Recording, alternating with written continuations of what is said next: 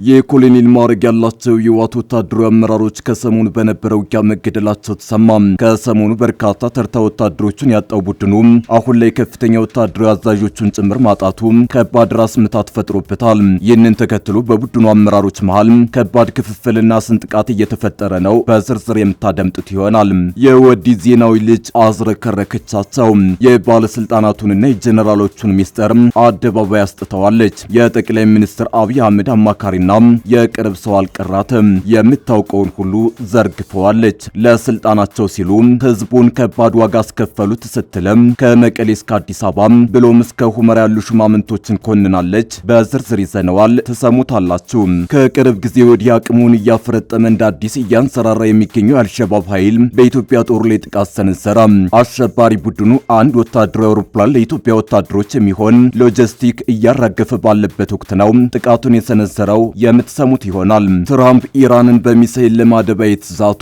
ፕሬዝዳንቱ ይህንን ያሉት ኢራን ለመግደል እያሴረችባቸው እንደሆነ በተነገረ ማግስት ነው። እኔን ለመግደል እንዳትሞክሩት፣ ከሞከራችሁት ግን ማት ይዘንብባችኋል ሲሉ ለኢራን ከባድ ማስጠንቀቂያ ልከዋል። ለጦር ኃይላቸውም ይህንን የተመለከተ ትዕዛዝ መስጠታቸውን ይፋ አድርገዋል። እናስደምጣቸዋለን። አክብሮታዊ ሰላምታችን በያላችሁበት የዓለም ዳርቻ ይድረሳችሁ። የተወደዳችሁ አንድ አፍታ ሚዲያ ቤተሰቦች፣ አንድ አፍታ ለአሁኑ መደመጥ አለባቸው ያልናቸውን ዜናዎች ወደ እናንተ የምናደርስበት ሰዓት ላይ ተገኝተናል። አብራችሁን ትቆዩት ዘንድ ግብዣችን ነው።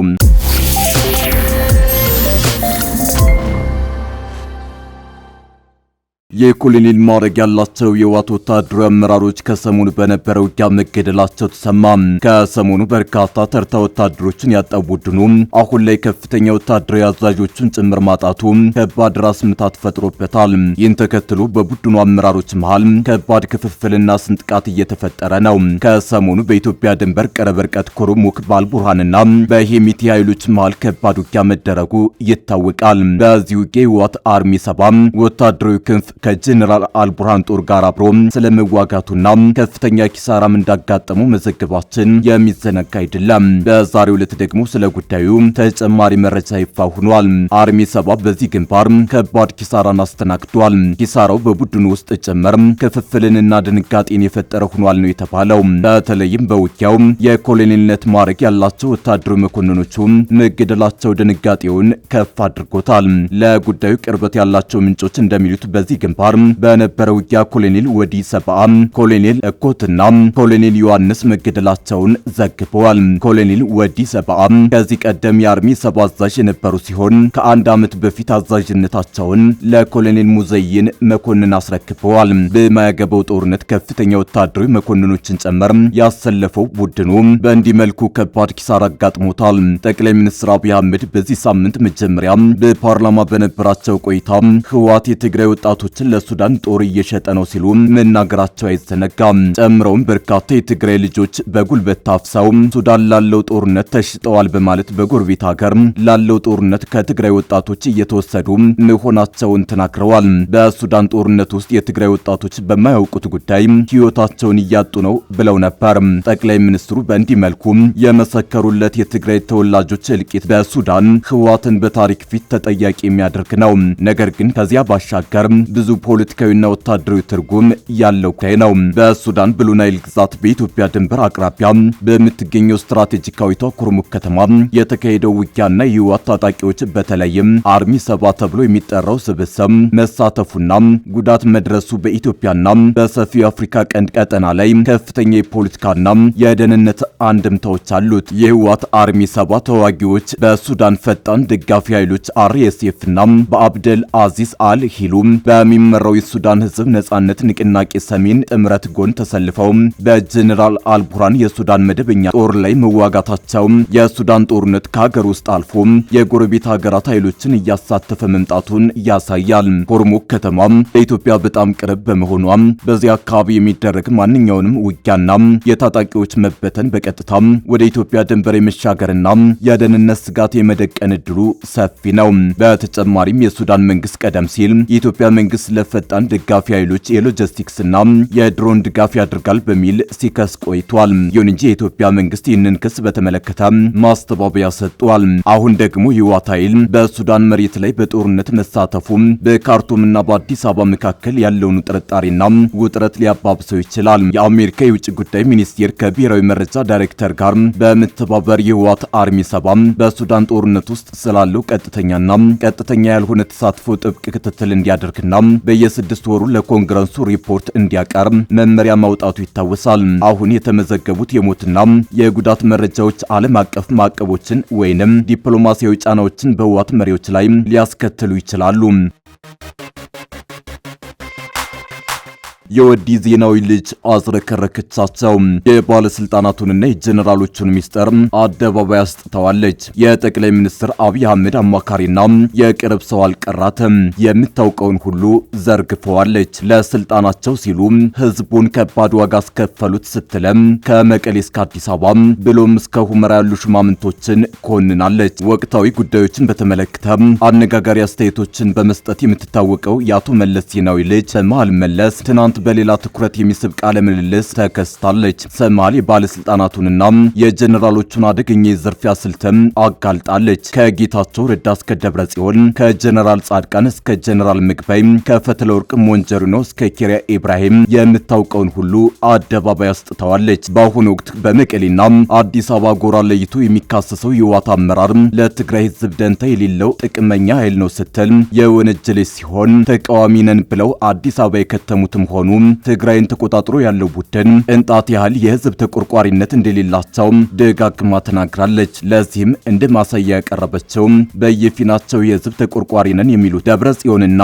ጻድቃን የተጋጩት በስልጣንና ሀብት ክፍፍል ነው በማለት ነው። ህወሓት ከመለስ ሞት በኋላ አብሮ የሞተ ድርጅት መሆኑን የምትገልጸው ሰማሃል አሁን ያለው አመራር የፖለቲካ ርዕዮት እንኳን የለውም ብላለች። በቡድናዊ ጥቅምና ቂም በመቧደል ላይ የተመሰረተ ከትግራይ ህዝብ አንጻር እርባና ቢስ ስብስብ ነው የምትለው ሰማሃል ከዚህ ቀደም በአባቷ ላይ ያጋጠመውን ክስተትም አስታውሳለች። አሁን ትግራይን የተቆጣጠረው እነ ደብረጽዮን ቡድን በመለስ ዜናዊ ላይ ከፍተኛ ቂም ያለው ቡድን ነው ስትል ከሳም ጌታቸው አሰፋ፣ ፈትለ ወርቅ፣ ደብረጽዮንና አቦይ ስብሃት ነጋ የመለስን የመሪነት ራዕይ ማስቀጠል አይፈልጉም ብላለች። ይህ ቡድን መለስ ላይ ቂም ይዞ የተሰባሰበ ነው። ጌታቸው አሰፋ ድሮ ወረቀት ሳቀርብለት ይወረውርብኝ ነበር። ፈትለ ወርቅ ድሮ 1979 ያላግባብ ገምግሞኝ ነበር። ደብረጽዮን ድሮ ለዞን አስተዳደር ወደ ማይጨው ወርውሮኝ ዝቅ አድርጎኛል።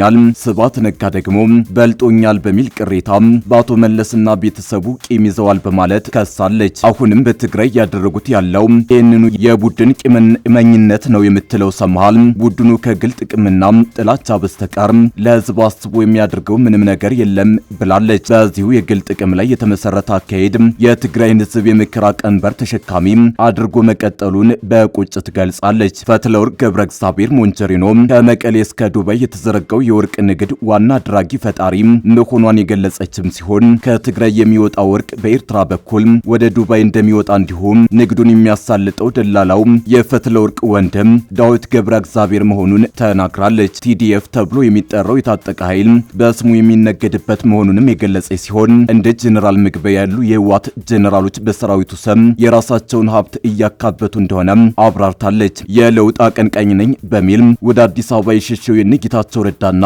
ጀነራል ጻድቃን ገብረትንሳኤ ቡድንም በተመሳሳይ ከግል ጥቅማ ጥቅም ውጪ ዓላማ የለውም ብላለች። ጌታቸው ረዳ የሚሰሩት ለትግራይ ህዝብ ጥቅም ነው ብሎ የሚያምን ካለ ሞኝ ነው ያለች ሲሆን ህዝቡ አሁን ላይ መነገጃ መሆኑን በቁጭት ስትናገር ተደምጣለች። ከቅርብ ጊዜ ወዲህ አቅሙን እያፈረጠመ እንደ አዲስ እያንሰራራ የሚገኘው የአልሸባብ ኃይል በኢትዮጵያ ጦር ላይ ጥቃት ሰነዘረ። አሸባሪ ቡድኑ አንድ ወታደራዊ አውሮፕላን ለኢትዮጵያ ወታደሮች የሚሆን ሎጂስቲክ እያራገፈ ባለበት ወቅት ነው ጥቃቱን የሰነዘረው። አልሸባብ በሶማሊያ ባኮል ክልል በሚገኘው የዋጅድ አውሮፕላን ማረፊያ በኢትዮጵያ ጦር ላይ ጥቃት ሰንዝሯል። የአካባቢው ነዋሪዎችና የደህንነት ምንጮች እንደገለጹት ቅዳሜ ዕለት በባኮል ክልል በሚገኘው የዋጅድ አውሮፕላን ማረፊያ የሰፈሩትን የኢትዮጵያ ኃይሎች የሶማሊያው አልሸባብ ጥቃት ሰንዝሮባቸዋል። ባይዶ ኦንላይን የተሰኘው የሞቃዲሾ ዜና ጣቢያ እንደዘገበው ጥቃቱ የተፈጸመው የወታደራዊ አቅርቦት አውሮፕላን ለኢትዮጵያ ወታደሮች የሚሆን የሎጂስቲክስ ቁሳቁስ በማውረድ ላይ በነበረበት ወቅት ላይ እንደሆነ ተገልጿል። እማኞቹ እንደተናገሩት ጥቃቱ የተሰነዘረው ቁሳቁስ የጫነው አውሮፕላን በደረሰበት ቅጽበት ነው።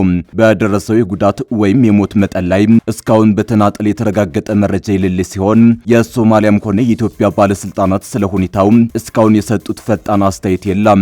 ዋጅድ ቀደም ሲልም የኢትዮጵያና የአፍሪካ ህብረት ወታደራዊ ይዞታዎችን ኢላማ ያደረጉ የአልሸባብ ጥቃቶች የተስተናገዱበት ስፍራ ሲሆን ይህም ቡድኑ በባኮል ክልል የደህንነት ስራዎችንና የአቅርቦት መስመሮችን ለማስተጓጎል እያደረገ ያለውን ቀጣይነት ያለው ጥረት ያሳያል። በአሁኑ ወቅት አልሸባብ በሶማሊያ ያለው ወታደራዊ እንቅስቃሴ በይዞታ ማስፋፋት፣ በደፈጣ ጥቃቶችና ዋና ከተማዋን ሞቃዲሾን በመክበብ ላይ ያተኮረ ስትራቴጂካዊ ፍልሚያ ላይ ይገኛል። ቡድኑ ባለፉት ዓመታት በመንግስት ኃይሎች ተነጥቆበት የነበረውን መሬት መልሶ ለመቆጣጠር ከፍተኛ ማጥቃት እያደረገ ይገኛል። አሸባሪ ቡድኑ እስከ ዋና ከተማዋ ሞቃዲሾ አቅራቢያ እስከ 40 ኪሎ ሜትር ርቀት ድረስ ያለውን ቀጠና በመቆጣጠር ከተማዋን ከቧል። የደህንነት ኃይሎችን የደንብ ልብስ በመልበስና መኪኖችን በመለወጥ ጥብቅ ጥበቃ የሚደረግባቸውን የመንግስት የደህንነት መስሪያ ቤቶች፣ እስር ቤቶችና የፕሬዝዳንት ቤተ መንግስት አቅራቢያ ያሉ ቦታዎችን በቦምብና በታጣቂዎች እያጠቃ ይገኛል። የሶማሊያ መንግስት ትኩረት ወደ ምርጫና ወደ ውጭ ጉዳይ ቀውሶች በተለይ ከኢትዮጵያና ሶማሌላንድ ስምምነት ጋር ተያይዞ መዞሩን በመጠቀም አልሸባብ ቀደም ሲል ያጣቸውን በርካታ የደቡባዊና መካከለኛው ሶማሊያ ገጠራማ አካባቢዎችን መልሶ መቆጣጠር ችሏል። በቅርቡ በባኮል ክልል ዋጅድ አውሮፕላን ማረፊያ በኢትዮጵያ ጦር ላይ እንዳደረገው አይነት የወታደራዊ ሎጂስቲክስ አቅርቦቶችንና የአየር ማረፊያዎችን ስልታዊ በሆነ መንገድ ማጥቃት ላይ አተኩሯል። ትራምፕ ኢራንን በሚሳኤል ለማደባየት ዛቱ። ፕሬዝዳንቱ ይህንን ያሉት ኢራን ለመግደል እያሴረችባቸው እንደሆነ በተነገረ ማግስት ነው። እኔን ለመግደል እንዳትሞክሩት፣ ከሞከራችሁት ግን መዓት ይዘንብባቸዋል ሲሉ ለኢራን ከባድ ማስጠንቀቂያ ልከዋል። ለጦር ኃይላቸውም ይህንን የተመለከተ ትዕዛዝ መስጠታቸውን ይፋ አድርገዋል። የአሜሪካው ፕሬዝዳንት ዶናልድ ትራምፕ የኢራን መንግስት በእሳቸው ላይ የግድያ ሙከራ ለማድረግ ከሞከረች ዋሽንግተን በቴህራን ላይ ከዚህ ቀደም ታይቶ የማይታወቅ እጅግ ከባድ ወታደራዊ እርምጃ ለመውሰድ ዝግጁ ናት በማለት አስጠንቅቀዋል። ፕሬዝዳንት ትራምፕ በትሩዝ ሶሻል ማህበራዊ ገጻቸው ላይ ባስተላለፉት መልእክት 1000 የሚሳኤል መተኮሻዎች አሁኑኑ ወደ ኢራን ተጠምደው መዘጋጀታቸውና ለጦር ኃይላቸውም ይህንን የተመለከተ ትዕዛዝ መስጠታቸውን ይፋ አድርገዋል። ትራምፕ ይህንን ማስጠንቀቂያ ከሰጡ በኋላ የተኩስ አቁሙ ስምምነት ተቋርጦ እንደሚቀጥል በመግለጽ የኢራን መንግስትን የእንወያይ ጥያቄ በማቅረቡ ንግግር ለማድረግ መስማማታቸው አስታውቀዋል። ትራምፕ በመግለጫቸው ላይ እንዳሰፈሩት ከሆነ የኢራን መንግስት በተለያዩ የዓለም ክፍሎች ሲስተጋባ የነበረውንና በእርሳቸው ላይ ያነጣጠረውን የግድያ ዛቻ ለመፈጸም ቢሞክርም የተደገኑ ሚሳኤሎች ተዘጋጅተው ወደ እስላማዊቷ ሪፐብሊክ ኢራን እንደሚተኩሱ አንስተዋል። አክለውም በሺዎች የሚቆጠሩ ሌሎች ሚሳኤሎችም ወዲያውኑ እንደሚተኮሱ አስጠንቅቀዋል። ፕሬዝዳንቱ አክለውም የአሜሪካ ጦር ኃይል ለአንድ ዓመት የሚቆይና ሊራዘም የሚችል ወታደራዊ መመሪያ አስቀድሞ እንደተሰጠው ገልጸው አስፈላጊ ከሆነ ሁሉንም የኢራን ግዛቶች ሙሉ በሙሉ ለማውደምና ለመደምሰስ ዝግጁ ነው ሲሉ አስታውቀዋል። በተጨማሪም ለኒውዮርክ ፖስት በሰጡት ቃል በእሳቸው ላይ አንዳች ነገር ቢደርስ ኢራን ከዚህ ቀደም አይታ በማታውቀው ደረጃ እንድትደበደብ መመሪያ ሰጠው ማለፋቸውን ጠቁመዋል። ይህንን የትራምፕ ጠንካራ ማስጠንቀቂያ የወጣው በቅርቡ በተሰነዘሩ የአየር ድብደባዎች የተገደሉት የኢራኑ መሪ አያቶላህ አሊ ኻሜኒ የቀብር ስነ ስርዓት በማሻድ ከተማ በተፈጸመ ማግስት ነው። የቴህራን ባለስልጣናትና የሃይማኖት መሪዎች ለኻሜኒ ግድያ ያጸፋ በቀል እንደሚወስዱና በትራምፕ ላይ እርምጃ እንደሚነጣጠር በይፋ በመዛታቸው ዋሽንግተንን ለከፍተኛ ጥንቃቄ ዳርጓታል ተብሏል። ባለፈው ሰኔ ወር ላይ በሁለቱ ሀገራት መካከል ተደርሶ የነበረው ጊዜያዊ የተኩስ አቁም ስምምነት መፍረሱን ትራምፕ ማወጃቸውን ተከትሎ በአሜሪካና በኢራን መካከል ያለው ወታደራዊ ውጥረት በከፍተኛ ሁኔታ ገርሽቷል። አሜሪካ በሆርሙዝ ወሽመጥ የንግድ መርከቦች ላይ ጥቃት ደርሷል በሚል በኢራን የባህር ላይና የየብስ ወታደራዊ ኢላማዎች ላይ ተደጋጋሚ የአየር ድብደባ እያካሄደች ሲሆን ኢራንም በባህር ሰላጤው በሚገኙ የአሜሪካ ጦር ሰፈሮች ላይ በሚሳኤልና በድሮን በመታገዝ ከባድ ጥቃት መፈጸሟ ተገልጿል።